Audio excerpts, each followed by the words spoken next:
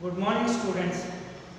ಈಗಾಗಲೇ ನಾವು ಹಿಂದಿನ ವಿಡಿಯೋದಲ್ಲಿ ಅಧ್ಯಯನ ಮಾಡ್ತಾ ಇದ್ದಂತೆ ಭಾರತೀಯ ಗ್ರಾಮಗಳ ಸಮಸ್ಯೆಗಳು, ಪ್ರಾಬ್ಲಮ್ಸ್ ಆಫ್ ಇಂಡಿಯನ್ ವಿಲೇಜಸ್. ಇಂದು ಭಾರತೀಯ ಗ್ರಾಮಗಳು ಹಲವು ರೀತಿಯ ಸಮಸ್ಯೆಗಳನ್ನು ಎದುರಿಸ್ತಾ ಇದ್ದಾವೆ. ಅವುಗಳನ್ನು ಪಟ್ಟಿ ಮಾಡುವುದಂದರೆ ತುಂಬಾ ಕಷ್ಟ. ಆದರೂ ಕೂಡ ನಾವು ಅಧ್ಯಯನದ ಅನುಕೂಲತೆ ದೃಷ್ಟಿಯಿಂದ ಭಾರತೀಯ ಗ್ರಾಮಗಳು ಎದುರಿಸುವಂತಹ ಸಮಸ್ಯೆಗಳನ್ನು ಪ್ರಮುಖವಾಗಿ 3 ಪ್ರಕಾರಗಳನ್ನಾಗಿ ವಿಂಗಡಿಸಿ ಅಧ್ಯಯನ ಮಾಡ್ತಾ ಇದ್ವಿ. ಅಂದರೆ 1 ಸಾಮಾಜಿಕ ಸಮಸ್ಯೆಗಳು, 2 ಆರ್ಥಿಕ ಸಮಸ್ಯೆಗಳು ಮತ್ತು 3ನೇದು ಕೃಷಿ ಸಂಬಂಧಿತ ಸಮಸ್ಯೆಗಳು ಅಂತೇಳಿ 3 ಪ್ರಕಾರಗಳನ್ನಾಗಿ ವಿಭಾಗಿಸಿ ಅಧ್ಯಯನ ಮಾಡ್ತಾ ಇದ್ವಿ. ನಿನ್ನೆ ದಿನ ಭಾರತೀಯ ಗ್ರಾಮಗಳಲ್ಲಿ ಕಂಡುಬರ್ತಕ್ಕಂಥ ಸಾಮಾಜಿಕ ಸಮಸ್ಯೆಗಳ ಬಗೆಗೆ ಸಂಕ್ಷಿಪ್ತವಾದ ಮಾಹಿತಿಯನ್ನು ನಾವು ಮಾಡಿಕೊಂಡಿದ್ದೇವೆ. ಅದರಲ್ಲಿ ಪ್ರಮುಖವಾಗಿ ಅನಕ್ಷರತೆ, ಗ್ರಾಮೀಣ ಬಡತನ, ಆರೋಗ್ಯ ಸಮಸ್ಯೆಗಳು ಮತ್ತು ಇನ್ನಿತರ ಸಮಸ್ಯೆಗಳು ಅಂತೇಳಿ ಅಲ್ಲೂ ಕೂಡ ಪ್ರಮುಖವಾಗಿ 4 ಸಾಮಾಜಿಕ ಸಮಸ್ಯೆಗಳನ್ನು ನಾವು ಪಟ್ಟಿ ಮಾಡಿದ್ವಿ. ಅಂದರೆ ಆರೋಗ್ಯ ಸಮಸ್ಯೆ ಜೊತೆಗೆ ಇನ್ನಿತರ ಸಮಸ್ಯೆಗಳು ಕೂಡ ಗ್ರಾಮಗಳಲ್ಲಿ ಕಂಡು ಬರ್ತಾ ಇದ್ದಾವೆ. ಇನ್ನಿತರ ಸಮಸ್ಯೆಗಳಂದಾಗ ಅಲ್ಲಿ ಬಾಲ್ಯ ಆಗಿರ್ಬೋದು, ವರದಕ್ಷಿಣೆ ಆಗಿರ್ಬೋದು, ಜಾತೀಯತೆ ಆಗಿರ್ಬೋದು, ಮೇಲು ಕೀಳು, ಉಚ್ಚ ನೀಚ, ಇವೇ ಮುಂತಾದ ಕಂದಾಚಾರಗಳಿರ್ಬೋದು, ಆಮೇಲೆ ಜಾತಿಗಳ ನಡುವೆ ಕಂಡು ಬರ್ತಾ ಇರ್ತಕ್ಕಂಥ ಸಂಘರ್ಷಗಳಿರ್ಬೋದು, ಇವೆಲ್ಲವೂ ಸತ್ವ ಇನ್ನಿತರ ಸಾಮಾಜಿಕ ಸಮಸ್ಯೆಗಳಂತೇಳಿ ನಾವು ಇನ್ನೊಂದು ದಿನ ಪಟ್ಟಿ ಮಾಡಿದ್ದೇವೆ. ಹಾಗಾಗಿ ಮತ್ತೊಂದು ಸಾಮಾಜಿಕ ಸಮಸ್ಯೆ ಅಥವಾ ಗ್ರಾಮಗಳಲ್ಲಿ ಕಂಡು ಬರ್ತಕ್ಕಂಥ ಮತ್ತೊಂದು ರೀತಿಯ ಸಮಸ್ಯೆಗಳ ಕಡೆಗೆ ನಾವು ಇವತ್ತು ಹೋಗ್ತಾ ಇದ್ದೀವಿ. ಅದೇ ಯಾವುದು ಅಂತ ಹೇಳಿದ್ರೆ ಆರ್ಥಿಕ ಸಮಸ್ಯೆಗಳು, ಎಕನಾಮಿಕ್ ಪ್ರಾಬ್ಲಮ್ಸ್ ಅಂತ ಕರಿತೀವಿ. ಇವತ್ತು ಗ್ರಾಮಗಳಲ್ಲಿ ಹಲವು ರೀತಿಯ ಆರ್ಥಿಕ ಸಮಸ್ಯೆಗಳನ್ನು ಕಾಣಬಹುದು. ಅಂದರೆ ಭಾರತೀಯ ಗ್ರಾಮಗಳು ಇಂದು 10 ಆರ್ಥಿಕ ಸಮಸ್ಯೆಗಳನ್ನು ಎದುರಿಸ್ತಾ ಇದ್ದಾವೆ. ಅವುಗಳನ್ನು ಕೂಡ ಇಲ್ಲಿ ಪಟ್ಟಿ ಮಾಡುವುದಂದ್ರೆ ತುಂಬಾ ಕಷ್ಟ. ಆದರೂ ಕೂಡ ನಾವು ಪ್ರಮುಖವಾದಂಥ ಆರ್ಥಿಕ ಸಮಸ್ಯೆಗಳನ್ನು ಇಲ್ಲಿ 7-8 ಅಂಶಗಳಲ್ಲಿ ನಾವು ಪಟ್ಟಿ ಮಾಡಿದ್ದೇವೆ. ಇವು ಕೆಲವೊಮ್ಮೆ ಕೃಷಿಗೆ ಸಂಬಂಧಪಟ್ಟಂಥ ಸಮಸ್ಯೆಗಳು ಆಗಿದ್ದಾವೆ ಅಂತ ಹೇಳ್ಬೋದು. ಅದಕ್ಕಾಗಿ ಆರ್ಥಿಕ ಮತ್ತು ಕೃಷಿ ಸಂಬಂಧಿತ ಸಮಸ್ಯೆಗಳು ಅಂತೇಳಿ ಒಮ್ಮೊಮ್ಮೆ ಪ್ರಶ್ನೆ ಕೇಳಿಬಿಡ್ತಾರೆ. 5 ಅಂಕಕ್ಕೊಮ್ಮೆ ಪ್ರಶ್ನೆ ಕೇಳ್ತಾರೆ. ಭಾರತೀಯ ಗ್ರಾಮಗಳಲ್ಲಿ ಕಂಡುಬರುವ ಆರ್ಥಿಕ ಮತ್ತು ಕೃಷಿ ಸಂಬಂಧಿತ ಸಮಸ್ಯೆಗಳನ್ನು ಕುರಿತು ವಿವರಿಸಿ ಅಂತೇಳಿ 5 ಮಾರ್ಕ್ಸಿಗೆ ಪ್ರಶ್ನೆ ಕೇಳಿಬಿಡ್ತಾರೆ. ಹಾಗಾಗಿ ಅವು ಆರ್ಥಿಕ ಸಮಸ್ಯೆಗಳು ಹೌದು, ಕೃಷಿಗೆ ಸಂಬಂಧಪಟ್ಟಂಥ ಸಮಸ್ಯೆಗಳು ಹೌದು. ಅಂತಹ ಪ್ರಮುಖವಾದ ಆರ್ಥಿಕ ಸಮಸ್ಯೆಗಳಲ್ಲಿ ಕೆಲವು ಪ್ರಮುಖವಾದ ಸಮಸ್ಯೆಗಳನ್ನು ನಾವು ನೋಡೋದಾದರೆ, ಮೊದಲನೇದು ಅಸಮಾನತೆಯ ಹೆಚ್ಚಳ, 2ನೇದಾಗಿ ತಾರತಮ್ಯದ ನೀತಿಗಳು, 3ನೇದು ಕೃಷಿ ಕ್ಷೇತ್ರದ ಸಂದಿಗ್ಧ ಒಂದು ಸ್ಥಿತಿ, ವ್ಯವಸಾಯಕ್ಕೆ ತಗಲುವ ಅಧಿಕ ಖರ್ಚು ಮತ್ತು ಪರಿಸರ ನಾಶ ಆಗ್ತಾ ಇರುವಂತಹದ್ದು, ಕಲ್ಯಾಣ ಕಾರ್ಯಕ್ರಮಗಳನ್ನು ಉದ್ದೇಶಪೂರ್ವಕವಾಗಿ ಹಿಂಪಡೆಯುವಂತಹದ್ದು, ಜಾಗತಿಕ ಸ್ಪರ್ಧೆ ಮತ್ತು ಬಂಡವಾಳಶಾಹಿಗಳ ಒಂದು ಶೋಷಣೆ ನಡೀತಾ ಇರುವಂತಹದ್ದು, ಸಹಕಾರಿ ವಲಯದ ಒಂದು ವೈಫಲ್ಯ ಅನ್ನುವಂಥದ್ದು, ಅಂತರ್ಜಲದ ಮೇಲಿನ ಅತಿಯಾದ ಅವಲಂಬನೆ. ಅಂದರೆ ಅಂತರ್ಜಲದ ಮೇಲೆ ಅತಿಯಾದಂಥ ಒಂದು ಅವಲಂಬನೆ ಕೂಡ ಗ್ರಾಮಗಳಲ್ಲಿ ಕಂಡುಬರ್ತಕ್ಕಂಥ ಮತ್ತೊಂದು ಪ್ರಮುಖವಾದ ಆರ್ಥಿಕ ಸಮಸ್ಯೆ ಅಂತ ಹೇಳ್ಬೋದು. ಬರಪೀಡಿತ ಪ್ರದೇಶಗಳ ಹೆಚ್ಚಳ. ಹೀಗೆ ಪ್ರಮುಖವಾದಂಥ ಆರ್ಥಿಕ ಸಮಸ್ಯೆಗಳನ್ನು ಈ 6-7 ಅಂಶಗಳಲ್ಲಿ 3, 6, 7 ಒಂದು 8, 9 ಅಂಶಗಳಲ್ಲಿ ಅವುಗಳನ್ನು ನಾವಿಲ್ಲಿ ಪಟ್ಟಿ ಮಾಡಿದ್ದೇವೆ. ಅವುಗಳ ಬಗೆಗೆ ಒಂದೊಂದಾಗಿ ತಿಳ್ಕೊಳ್ತಾ ಹೋಗೋಣ. ಮೊದಲನೇದು ಅಸಮಾನತೆಯ ಹೆಚ್ಚಳ. ಇವತ್ತು ನಗರಗಳಿಗಿಂತ ಗ್ರಾಮಗಳಲ್ಲಿ ಸಾಮಾಜಿಕ ಅಸಮಾನತೆ ದಿನೇ ದಿನೇ ಹೆಚ್ಚುತ್ತಾ ಬರ್ತಾ ಇದೆ. ಒಂದು ಕಡೆ ಶ್ರೀಮಂತ ಮತ್ತು ಬಡವರ ನಡುವಿನ ಅಸಮಾನತೆ ವರ್ಷದಿಂದ ವರ್ಷಕ್ಕೂ ಹೆಚ್ಚುತ್ತಾ ಬರ್ತಾ ಇದೆ. ಆದರೆ ನಗರಗಳಲ್ಲಿ ಈ ರೀತಿಯ ಅಸಮಾನತೆ ಹೆಚ್ಚಾಗಿ ಕಂಡುಬರುವುದಿಲ್ಲ. ಗ್ರಾಮಗಳಲ್ಲಿ ಆರ್ಥಿಕ ಅಸಮಾನತೆ ವರ್ಷದಿಂದ ವರ್ಷಕ್ಕೆ ಹೆಚ್ಚುತ್ತಾ ಬರ್ತಾ ಇದೆ. ಕೆಲವು ರೈತರು ಮಾತ್ರ ಶ್ರೀಮಂತರಾಗಿದ್ದರೆ ಬಹುತೇಕ ರೈತರು ಇಂದಿಗೂ ಸತ್ಯವಾಗಿ ಕಡುಬಡವರಾಗಿ ಉಳಿದುಕೊಂಡಿದ್ದಾರೆ. ಇಂಥ ಒಂದು ಸ್ಥಿತಿ ಹೀಗೆ ಮುಂದುವರೆದು ಬಿಟ್ಟರೆ ಏನಾಗಬಹುದು ಎನ್ನುವಂಥ ಒಂದು ಆತಂಕ ಕೂಡ ಎದುರಾಗ್ತಾ ಇದೆ. ಅದಕ್ಕಾಗಿ ಇಂಥ ಒಂದು ಆತಂಕದ ವಿಷಯವನ್ನು ಕುರಿತು ನೊಬೆಲ್ ಪ್ರಶಸ್ತಿ ವಿಜೇತರಾದಂಥ ಅಮರ್ತ್ಯ ಸೇನ್, ಆರ್ಥಿಕ ತಜ್ಞರು ಹೌದು, ಅಮರ್ತ್ಯ ಸೇನ್ ಅವರು ಒಂದು ಕಡೆ ಹಿಂಗೆ ಅಭಿಪ್ರಾಯ ಪಡ್ತಾ ಇದ್ದಾರೆ. ಈ ರೀತಿಯ ಆರ್ಥಿಕ ಅಸಮಾನತೆ ಹೀಗೆ ನಿರಂತರವಾಗಿ ಮುಂದುವರೆದರೆ ಅರ್ಧ ಭಾರತ ಕ್ಯಾಲಿಫೋರ್ನಿಯಾ ಆಗಲಿದೆ, ಇನ್ನು ಅರ್ಧ ಭಾರತ ದಕ್ಷಿಣ ಆಫ್ರಿಕಾದ ಸಹರಾ ಮರುಭೂಮಿಯಾಗಿ ಮಾರ್ಪಡಲಿದೆ ಅಂತೇಳಿ ಎಚ್ಚರಿಸ್ತಾ ಇದ್ದಾರೆ. ಅಂದರೆ ಈ ರೀತಿಯ ಅಸಮಾನತೆ ಅಥವಾ ಆರ್ಥಿಕ ಅಸಮಾನತೆ ಇದೇ ರೀತಿ ಮುಂದುವರೆದ್ಬಿಟ್ರೆ ಅರ್ಧ ಭಾರತ ಏನಾಗ್ತದೆ ಅಂದ್ರೆ ಕ್ಯಾಲಿಫೋರ್ನಿಯಾ ಆಗ್ತದೆ ಅಂತ ಹೇಳ್ತಾರೆ. ಕ್ಯಾಲಿಫೋರ್ನಿಯಾ ಅಂದರೆ ಎಲ್ಲ ರೀತಿಯ ಸೌಲಭ್ಯಗಳಿಂದ ಕೂಡಿದಂಥ ಒಂದು ಪ್ರದೇಶ ಅಂತ ಹೋಲಿಕೆ ಮಾಡ್ತಾರೆ ಅವರು. ಅರ್ಧ ಭಾರತ ಕ್ಯಾಲಿಫೋರ್ನಿಯಾ ಆಗಿಬಿಡ್ತದೆ, ಇನ್ನು ಅರ್ಧ ಭಾರತ ದಕ್ಷಿಣ ಆಫ್ರಿಕಾದ ಸಹರಾ ಮರುಭೂಮಿಯಾಗಿ ಮಾರ್ಪಡ್ತದೆ ಅಂತೇಳಿ ನಮ್ಮನ್ನು ಎಚ್ಚರಿಸ್ತಾ ಇದ್ದಾರೆ. ಸಹರಾ ಮರುಭೂಮಿ ಅಂದರೆ ಇಲ್ಲಿ ಏನೂ ಬೆಳೆಯುವುದಿಲ್ಲ, ಒಂದು ರೀತಿಯ ನಿರ್ಜನ ಪ್ರದೇಶ.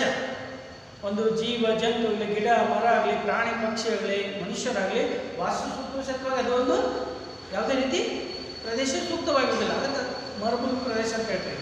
ಅದರಲ್ಲೂ ಸಹರಾ ಮರುಭೂಮಿ ಒಂದು ದೊಡ್ಡದಾದಂಥ ಮರುಭೂಮಿ. ಹಾಗಾಗಿ ಅವರು ಹೇಳುವಂತೆ ಈ ರೀತಿಯ ಅಸಮಾನತೆ ನಿರಂತರವಾಗಿ ಮುಂದುವರೆದಿದೆ. ಆದರೆ ಅರ್ಧ ಭಾರತ ಕ್ಯಾಲಿಫೋರ್ನಿಯಾ ಆಗಲಿದೆ, ಇನ್ನು ಅರ್ಧ ಭಾರತ ದಕ್ಷಿಣ ಆಫ್ರಿಕಾದ ಸಹರಾ ಮರುಭೂಮಿಯಾಗಿ ಮಾರ್ಪಟ್ಟರೂ ಆಶ್ಚರ್ಯ ಪಡಬೇಕಾಗಿಲ್ಲ ಅನ್ನುವಂಥ ಒಂದು ಮಾತನ್ನು ಹೇಳ್ತಾರೆ. ಇವರ ಮಾತು ಅಕ್ಷರಶಃ ಸತ್ಯ ಅಂತಲೇ ಇವತ್ತು ಹೇಳಲೇಬೇಕಾಗ್ತದೆ. ಯಾಕಂತ ಹೇಳಿದ್ರೆ ಇವತ್ತು ಗ್ರಾಮಗಳಲ್ಲಿ ಕೆಲವು ಜನರು ಮಾತ್ರ ರೈತರು ಶ್ರೀಮಂತರಾಗಿದ್ದರೆ ಬಹುತೇಕ ರೈತರು ಇಂದಿಗೂ ಕಡು ಬಡವರಾಗಿ ಉಳಿದುಕೊಂಡಿದ್ದಾರೆ. ಇಂಥ ಅಸಮಾನತೆ ವರ್ಷದಿಂದ ವರ್ಷಕ್ಕೆ ಹೆಚ್ಚಾಗ್ತಾ ಬರ್ತಾ ಇರುವುದನ್ನು ನಾವಿಲ್ಲಿ ಗಮನಿಸಬಹುದು. ಇದು ಗ್ರಾಮಗಳಲ್ಲಿನ ಒಂದು ಪ್ರಮುಖವಾದಂಥ ಆರ್ಥಿಕ ಸಮಸ್ಯೆ ಅಂತೇಳಿ ನಾವು ಅದನ್ನು ತಿಳಿಯಬಹುದು. ಇನ್ನು ಎರಡನೇದು ತಾರತಮ್ಯದ ನೀತಿಗಳು. ಇವತ್ತು ಸರ್ಕಾರವು ಸತ್ವಾಗಿ ರೈತರಿಗೆ ನೀಡ್ತಕ್ಕಂಥ ಸೌಲಭ್ಯಗಳು ಅಥವಾ ಸಬ್ಸಿಡಿ ಇರ್ಬೋದು, ಅಥವಾ ಇನ್ನಿತರ ಯಾವುದೋ ಒಂದು ರಿಯಾಯಿತಿ ದರದಲ್ಲಿ ಬೀಜ ಗೊಬ್ಬರಗಳನ್ನು ನೀಡುವಂಥದ್ದಿರ್ಬೋದು, ಸಾಲದ ಸೌಲಭ್ಯವನ್ನು ಕಲ್ಪಿಸಿಕೊಡುವಂಥದ್ದಿರ್ಬೋದು, ಅಥವಾ ಕೃಷಿ ಪರಿಕರಗಳನ್ನು ಒದಗಿಸಿಕೊಡುವಂಥದ್ದಿರ್ಬೋದು. ಇಂತಹ ನೀತಿಗಳಿಗೆ ಸಂಬಂಧಪಟ್ಟಂತೆ ಸರ್ಕಾರ ಈ ಬಗ್ಗೆ ನೀತಿಗಳನ್ನು ಅನುಸರಿಸ್ತಾ ಇದೆ. ಅಂದರೆ ಕೆಲವು ರೈತರಿಗೆ ಮಾತ್ರ ಆ ಒಂದು ರಿಯಾಯಿತಿ ದರದಲ್ಲಿ ಬೀಜ ಗೊಬ್ಬರಗಳನ್ನು ಮತ್ತು ಕೃಷಿ ಪರಿಕರಗಳನ್ನು ಒದಗಿಸಿಕೊಟ್ರೆ ಬಹುತೇಕ ರೈತರಿಗೆ ಆ ಸೌಲಭ್ಯವನ್ನು ಒದಗಿಸಿಕೊಡ್ತಾ ಇಲ್ಲ. ಉದಾಹರಣೆಗಾಗಿ ಪರಿಶಿಷ್ಟ ಜಾತಿ ಮತ್ತು ಪರಿಶಿಷ್ಟ ಪಂಗಡದವರಿಗೆ ಮೂಲತಃ ಅವರು ಆರ್ಥಿಕವಾಗಿ ಹಿಂದುಳಿದಿದ್ದಾರೆ ಅನ್ನೋ ಕಾರಣದಿಂದ ಅವರಿಗೆ ಸಬ್ಸಿಡಿ ದರದಲ್ಲಿ ಬೀಜ ಗೊಬ್ಬರಗಳನ್ನು ಸರ್ಕಾರ ಒದಗಿಸಿಕೊಡ್ತಾ ಇದೆ. ಉಳಿದವರಿಗೆ 25% ಸಬ್ಸಿಡಿ ಕೊಟ್ಟರೆ ಇವರಿಗೆ 75%, ಇನ್ನು ಕಡೆ 100% ಫ್ರೀಯಾಗಿ ಅಂದರೆ ಪುಕ್ಕಟಿಯಾಗಿ ಬೀಜ ಗೊಬ್ಬರಗಳನ್ನು ಒದಗಿಸುವಂಥದ್ದನ್ನು ನಾವು ಕಾಣ್ತಾ ಇದ್ದೀವಿ. ಇಷ್ಟೇ ಅಲ್ಲದೆ ಕೃಷಿ ಪರಿಕರಗಳು, ಜಾನುವಾರುಗಳನ್ನು ಕೊಳ್ಳುವುದಕ್ಕೆ ಪರಿಶಿಷ್ಟ ಜಾತಿ ಪರಿಶಿಷ್ಟ ಪಂಗಡದವರಿಗೆ, ಹಿಂದುಳಿದ ವರ್ಗದವರಿಗೆ ಒಂದು ವಿಶೇಷವಾದ ಸೌಲಭ್ಯಗಳನ್ನು ಕಲ್ಪಿಸಿಕೊಟ್ಟು ಅವರಿಗೆ ಆರ್ಥಿಕ ಸೌಲಭ್ಯವನ್ನು ಒದಗಿಸಿಕೊಡಲಾಗ್ತದೆ, ಸಾಲದ ಸೌಲಭ್ಯವನ್ನು ಒದಗಿಸಿಕೊಡಲಾಗ್ತದೆ. ಇತರರಿಗೆ 3-4% ಬಡ್ಡಿ ದರದಲ್ಲಿ ಸಾಲದ ಸೌಲಭ್ಯವನ್ನು ಕೊಟ್ಟರೆ ಇವರಿಗೆ 0%, ಇನ್ನು ಕೆಲವರಿಗೆ 1% ಸಾಲದ ಸೌಲಭ್ಯವನ್ನು ಕಲ್ಪಿಸಿಕೊಡುವಂಥದ್ದು. ಅಂದರೆ ಈ ರೀತಿಯ ಸರ್ಕಾರದ ತಾರತಮ್ಯದ ನೀತಿಗಳು, ಧೋರಣೆಗಳು ಇವತ್ತು ಗ್ರಾಮದಲ್ಲಿ ಕಂಡು ಬರ್ತಾ ಇದೆ. ಇದು ಕೂಡ ಒಂದು ಪ್ರಮುಖವಾದ ಆರ್ಥಿಕ ಸಮಸ್ಯೆ ಅಂತೇಳಿ ನಾವು ಇದರಲ್ಲೇ ಪಟ್ಟಿ ಮಾಡಬಹುದು. ಒಟ್ಟಾರೆಯಾಗಿ ಹೇಳುವಂತಂದರೆ 1990ರ ದಶಕದಲ್ಲಿ ರೈತರ ಒಂದು ಸ್ಥಿತಿಗಳು ಸಂಕಷ್ಟಕ್ಕೆ ಒಳಗಾದವು. ರೈತರು ತೀವ್ರತರದ ಸಂಕಷ್ಟಕ್ಕೆ ಗುರಿಯಾಗಬೇಕಾಯಿತು. ಕಾರಣ ಅಂತ ಹೇಳಿದ್ರೆ 1990ರ ದಶಕದಲ್ಲಿ ರೈತರಂತೂ ತೀವ್ರತರದ ಒಂದು ಆರ್ಥಿಕ ಸಂಕಷ್ಟಕ್ಕೆ ಗುರಿಯಾಗಬೇಕಾಯಿತು. ಅದಕ್ಕೆ ಕಾರಣ ಅಂದರೆ ಅನೇಕ ಕೃಷಿ ತಜ್ಞರು ಹೇಳುವಂತೆ ಸರ್ಕಾರ ಅನುಸರಿಸಿದಂಥ ಈ ಬಗೆಯ ನೀತಿಯಿಂದಾಗಿ, ತಾರತಮ್ಯದ ನೀತಿಗಳೇ ರೈತರ ಒಂದು ಸಂಕಷ್ಟಕ್ಕೆ ಮೂಲ ಕಾರಣ ಅಂತೇಳಿ ಅವರು ತಮ್ಮ ಅಭಿಪ್ರಾಯವನ್ನು ವ್ಯಕ್ತಪಡಿಸಿದರು. ಇಂಥ ಸರ್ಕಾರದ ತಾರತಮ್ಯ ನೀತಿಗಳು ರೈತರ ಒಂದು ಸಂಕಷ್ಟಕ್ಕೆ ಒಳಗಾಗುವುದಕ್ಕೆ ಮೂಲ ಕಾರಣ ಆಗಿದ್ದಾವೆ ಅಂತ ಹೇಳಿದ್ರು ತಪ್ಪಾಗಲಿಕ್ಕಿಲ್ಲ. ಮತ್ತು ಆರ್ಥಿಕ ಸಂಕಷ್ಟಕ್ಕೆ ಒಳಗಾದಂಥ ಎಷ್ಟೋ ರೈತರು ಆತ್ಮಹತ್ಯೆ ಹಾದಿಯನ್ನು ಸಹಿತವಾಗಿ ತುಳಿದರು. ಹೀಗಾಗಿ 1990ರಿಂದ ಹಿಡ್ಕೊಂಡು 2000ವರೆಗೂ ಸಹಿತ ಹೆಚ್ಚು ಕಡಿಮೆ ಭಾರತದಲ್ಲಿ ಸುಮಾರು 10 ಲಕ್ಷಕ್ಕೂ ಹೆಚ್ಚು ರೈತರು ಆತ್ಮಹತ್ಯೆಯನ್ನು ಮಾಡಿಕೊಂಡಿದ್ದಾರೆ. ಯಾವಾಗ ರೈತರ ಆತ್ಮಹತ್ಯೆಗಳು ಕಾಣಿಸ್ಕೊಳ್ತಾ ಬಂದು ಇಡೀ ಭಾರತ ಗ್ರಾಮಗಳ ಕಡೆಗೆ ತಿರುಗುವಂತಾಯಿತು. ಯಾಕಂತ ಹೇಳಿದ್ರೆ ರೈತರು ಇವತ್ತು ಸಂಕಷ್ಟಕ್ಕೊಳಗಾಗಿದ್ದಾರೆ. ಆ ಸಂಕಷ್ಟದಿಂದ ಹೊರಗೆ ಬರೋಕ್ಕಾಗದೇ ಅವರ ಆತ್ಮಹತ್ಯೆಯ ಹಾದಿಯನ್ನು ತುಳಿತಾ ಇದ್ದಾರೆ ಎನ್ನುವಂಥ ವಿಷಯ ಜಾಗತಿಕ ಮಟ್ಟದಲ್ಲಿ, ರಾಷ್ಟ್ರ, ರಾಜ್ಯ ಮತ್ತು ಅಂತಾರಾಷ್ಟ್ರೀಯ ಮಟ್ಟದಲ್ಲಿ ಚರ್ಚೆಯ ವಿಷಯಗಳಾದವು. ಹೀಗಾಗಿ ಇಡೀ ಭಾರತವೇ ಗ್ರಾಮಗಳತ್ತ ತಿರುಗುವಂತೆ ಒಂದು ಸ್ಥಿತಿ ನಿರ್ಮಾಣ ಆಯಿತು. ಅದಕ್ಕೇನು ಕಾರಣ ಅಂದರೆ ಸರ್ಕಾರದ ತಾರತಮ್ಯ ನೀತಿಗಳೇ ಕಾರಣ ಅಂತೇಳಿ ಇಲ್ಲಿ ಹೇಳ್ಬೋದು. ಅದೇ ರೀತಿಯೇ ಮತ್ತೊಂದು ಆರ್ಥಿಕ ಸಮಸ್ಯೆಯನ್ನು ಈ ರೀತಿ ನಾವು ಹೇಳ್ಬೋದು, ಕೃಷಿ ಕ್ಷೇತ್ರದ ಸಂದಿಗ್ಧ ಒಂದು ಸ್ಥಿತಿ. ಇವತ್ತು ಭಾರತದಲ್ಲಿನ ಕೃಷಿ ಹೆಂಗಿದೆ ಅಂದರೆ ಮಳೆಗಾಯಿನಲ್ಲಿ ಅವಲಂಬಿಸಿದೆ. ಬಹುತೇಕ ರೈತರು ಇವತ್ತು ಹವಾಮಾನವನ್ನು ಮತ್ತು ಜೊತೆಗೆ ಮಾನ್ಸೂನನ್ನೇ ಅವಲಂಬಿಸಿ ಒಂದು ಕೃಷಿಯನ್ನು ಕೈಗೊಳ್ತಾ ಇದ್ದಾರೆ. ಇವತ್ತು ಒಮ್ಮೆ ವಿಪರೀತ ಮಳೆ ಬಂದರೆ ಇನ್ನು ಕೆಲವೊಮ್ಮೆ ಬರಗಾಲ ಸ್ವಲ್ಪ ಉಂಟಾಗ್ತದೆ. ಅತಿವೃಷ್ಟಿ ಅನಾವೃಷ್ಟಿಯಿಂದಾಗಿ ಇವತ್ತಿನ ರೈತ ತೀವ್ರತರದ ಒಂದು ಸಂಕಷ್ಟಕ್ಕೆ ಗುರಿಯಾಗಿದ್ದಾನೆ. ರೈತ ಜೊತೆಗೆ ಆ ಒಂದು ಕೃಷಿಯು ಎರಡೂ ಬಿಕ್ಕಟ್ಟಿಗೆ ಒಳಗಾಗಿರುವಂಥದ್ದನ್ನು ನಾವು ಪ್ರಮುಖವಾಗಿ ಗುರುತಿಸಬಹುದು. ಹೀಗಾಗಿ ಬೇಸಾಯ ಅಂದರೆ ನಾ ಸಾಯ ನೀ ಸಾಯ ಮನೆ ಮಂದಿ ಎಲ್ಲ ಸಾಯ. ಬೇಸಾಯ ಅಂದರೆ ಇವತ್ತು ನಮ್ಮ ತಲೆಮಾರಿಗೆ ಸಾಕು ಅನ್ನೋಷ್ಟು ಮಟ್ಟಿಗೆ ರೈತರು ಸೋತು ಹೋಗ್ಬಿಟ್ಟಿದ್ದಾರೆ. ಅದರಿಂದ ಸಾಕಷ್ಟು ನೊಂದುಕೊಂಡು ಬಿಟ್ಟಿದ್ದಾರೆ. ನಮ್ಮ ಮುಂದಿನ ತಲೆಮಾರಿಗೆ ಆ ಬೇಸಾಯವನ್ನು ವರ್ಗಾಯಿಸುವುದೇ ಬೇಡ ಅನ್ನುವಷ್ಟರ ಮಟ್ಟಿಗೆ ಕೆಲವು ರೈತರು ಆರ್ಥಿಕ ಸಂಕಷ್ಟಕ್ಕೆ ಮತ್ತು ಒಂದು ಸಂದಿಗ್ಧ ಒಂದು ಸ್ಥಿತಿಗೆ ಸಿಲುಕೊಂಡಿರುವಂಥದ್ದನ್ನು ನಾವು ಗಮನಿಸಬಹುದು. ಇಂತಹ ಭಾರತದಲ್ಲಿನ ಕೃಷಿ ಮತ್ತು ರೈತರ ಒಂದು ಸಂದಿಗ್ಧತೆಯನ್ನು ದೂರಿಸುವಂಥ ಒಂದು ಪ್ರಯತ್ನವನ್ನು ಮಾಡಿ ಆರ್.ಎಸ್. ದೇಶಪಾಂಡೆ ಮತ್ತು ಸರೋಜ್ ಅರೋರಾ ಅವರು ಒಂದು ಭಾರತದಲ್ಲಿನ ಒಂದು ಕೃಷಿ ಸಂದಿಗ್ಧತೆ ಸ್ಥಿತಿಯ ಮೇಲೆ ಒಂದು ಸಮೀಕ್ಷೆಯನ್ನು ಕೈಗೊಂಡು, ಅಂದರೆ ಕ್ಷೇತ್ರ ಅಧ್ಯಯನ ಕಾರ್ಯವನ್ನು ಕೈಗೊಂಡು ಒಂದು ಗ್ರಂಥವನ್ನು ರಚನೆ ಮಾಡಿದರು. ಕೃಷಿಯ ಬಿಕ್ಕಟ್ಟು ಮತ್ತು ರೈತರ ಆತ್ಮಹತ್ಯೆಗಳು ಎನ್ನುವಂಥ ಒಂದು ಗ್ರಂಥವನ್ನು ಬರೆಯುವುದರ ಮೂಲಕ ಆ ಗ್ರಂಥದೊಳಗೆ ಭಾರತದಲ್ಲಿನ ಕೃಷಿ ಯಾವ ರೀತಿ ಒಂದು ಸಂದಿಗ್ಧ ಸ್ಥಿತಿಗೆ ಗುರಿ ಆಗ್ತಾ ಇದೆ ಅಥವಾ ರೈತರು ಸಂದಿಗ್ಧ ಸ್ಥಿತಿಗೆ ಹೇಗೆ ಸಿಲುಕೊಳ್ತಾ ಇದ್ದಾರೆ ಅನ್ನೋದನ್ನು ಚಾರ್ಟ್ ಮೂಲಕ ವಿವರಿಸುವಂಥ ಒಂದು ಪ್ರಯತ್ನವನ್ನು ಮಾಡ್ತಾ ಇದ್ದಾರೆ. ಯಾವ ಗ್ರಂಥದೊಳಗೆ? ಕೃಷಿಯ ಬಿಕ್ಕಟ್ಟು ಮತ್ತು ರೈತರ ಆತ್ಮಹತ್ಯೆಗಳು ಎನ್ನುವಂಥ ಒಂದು ಗ್ರಂಥದೊಳಗೆ ಆರ್.ಎಸ್. ದೇಶಪಾಂಡೆ ಮತ್ತು ಸರೋಜ್ ಅರೋರಾ ಅವರು ಕೈಗೊಂಡಂಥ ಕ್ಷೇತ್ರ ಅಧ್ಯಯನ ಕಾರ್ಯದಲ್ಲಿ ಅವರು ಕಂಡುಕೊಂಡಂಥ ಒಂದು ವಿಷಯ ಅಥವಾ ಅದನ್ನು ಒಂದು ಚಾರ್ಟ್ ಮೂಲಕ ವಿವರಿಸುವಂಥ ಒಂದು ಪ್ರಯತ್ನವನ್ನು ಅವ್ರು ಮಾಡ್ತಾ ಇದ್ದಾರೆ. ಒಮ್ಮೆ ವಿದ್ಯಾರ್ಥಿಗಳೇ, ಒಮ್ಮೆ 5 ಅಂಕಕ್ಕೆ ಇದರ ಮೇಲೆ ಒಂದು ಪ್ರಶ್ನೆ ಬಂದಿದೆ. ಭಾರತದಲ್ಲಿನ ಕೃಷಿಯ ಸಂದಿಗ್ಧತೆಯನ್ನು ವಿವರಿಸುವ ಒಂದು ಚಾರ್ಟ್ ತಯಾರಿಸಿ ಒಂದು ಸಂಕ್ಷಿಪ್ತ ಟಿಪ್ಪಣಿ ಬರೆಯಿರಿ ಅಂತೇಳಿ ಒಮ್ಮೆ 5 ಅಂಕಕ್ಕೆ ಪ್ರಶ್ನೆ ಕೇಳಿದೆ. ಹೀಗಾಗಿ ಒಂದು ಚಾರ್ಟ್ ನಾನು ಕೂಡ ಹಾಕಿದ್ರಿ ಬೋರ್ಡ್ ಮೇಲೆ. ಅಂದರೆ ಕೃಷಿ ಕ್ಷೇತ್ರದ ಸಂದಿಗ್ಧ ಒಂದು ಸ್ಥಿತಿಯನ್ನು ವಿವರಿಸುವಂಥ ಒಂದು ಚಾರ್ಟ್ ಇಲ್ಲೊಂದಿದೆ. ಮೇಲೆ ಹೆಡ್ಡಿಂಗ್ ಹಾಕೊಳ್ಬೇಕು. ಏನಂತ ಹೆಡ್ಡಿಂಗ್ ಇದೆ? ಕೃಷಿ ಸಂದಿಗ್ಧತೆಯ ಚಾರ್ಟ್ ಅಂತ ಒಂದು ಹೆಡ್ಡಿಂಗ್ ಹಾಕೊಳ್ಬೇಕು. ಮಧ್ಯದಲ್ಲಿ ಕೃಷಿ ಕ್ಷೇತ್ರದ ಒಂದು ಸಂದಿಗ್ಧ ಪರಿಸ್ಥಿತಿಗೆ ಯಾವ್ಯಾವ ಅಂಶಗಳು ಕಾರಣ ಆಗ್ತಾ ಇದಾವೆ ಅನ್ನೋದನ್ನ ಈ ರೀತಿ ಒಂದು ಚಾರ್ಟ್ ಮೂಲಕ ವಿವರಿಸಬೇಕಾಗ್ತದೆ. ಮೊದಲನೇದಾಗಿ ಇಲ್ಲಿಂದ ಹೋಗೋಣ. ಸರ್ಕಾರದ ಧೋರಣೆಗಳು ಅಥವಾ ನೀತಿಗಳು. ಇವತ್ತು ಕೃಷಿ ಕ್ಷೇತ್ರ ಸಂದಿಗ್ಧ ಒಂದು ಸ್ಥಿತಿಗೆ ಸಿಲುಕೊಳ್ಳೋದಕ್ಕೆ, ಸಂದಿಗ್ಧ ಒಂದು ಸ್ಥಿತಿಗೆ ಬಂದು ತಲುಪುವುದಕ್ಕೆ ಏನೇನು ಕಾರಣ ಅಂತ ಹೇಳಲಿಕ್ಕೆ ಹೋದಾಗ ಸರ್ಕಾರದ ಧೋರಣೆಗಳು ಕಾರಣ ಆಗ್ತಾ ಇದಾವೆ, ಸಾಲ ನೀಡುವ ನೀತಿಗಳು ಕಾರಣ ಆಗ್ತಾ ಇದಾವೆ, ಲೇವಾದೇವಿದಾರರು ಸ್ವಲ್ಪ ಕಾರಣ ಆಗ್ತಾ ಇದ್ದಾರೆ.